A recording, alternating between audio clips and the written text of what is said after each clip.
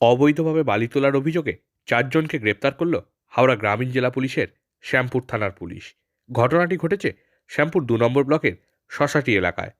সূত্রের খবর, শ্যামপুর ২ নম্বর ব্লকের শশাটিতে রূপনারায়ণ লাগোয়া ধান কাটা খালে অবৈধভাবে বালি তোলার খবর আসে শ্যামপুর থানার পুলিশের কাছে।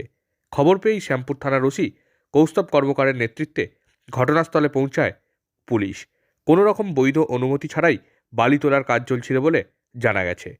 অবৈধভাবে বালি তোলার অভিযোগে অভিযান চালিয়ে ৪ জনকে গ্রেপ্তার করার পাশাপাশি বালি ভর্তি একটি ট্রলার, একটি টোটো বাজেয়াপ্ত করেছে শ্যামপুর থানার পুলিশ। ভাটা কোন ভাটায় যাবে এটা? আচ্ছা, রাহাত ভাটায় যাবে। রাহাত ভাটা কোথায়? হ্যাঁ কোথায়?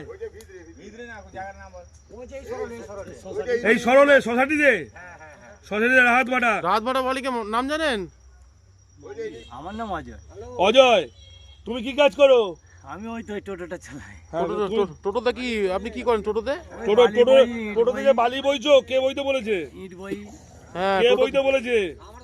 ওই বাবু তো বলে। কোন বাবু বলেন, নাম বলেন। ওই তো আমাদের এই বাবু। কে বাবু? ওই তো বাবুর বাড়ি এইটা। কি নাম বাবুর? বাবুর নামটা জানিনি, এটা ছেলের নাম হচ্ছে রাত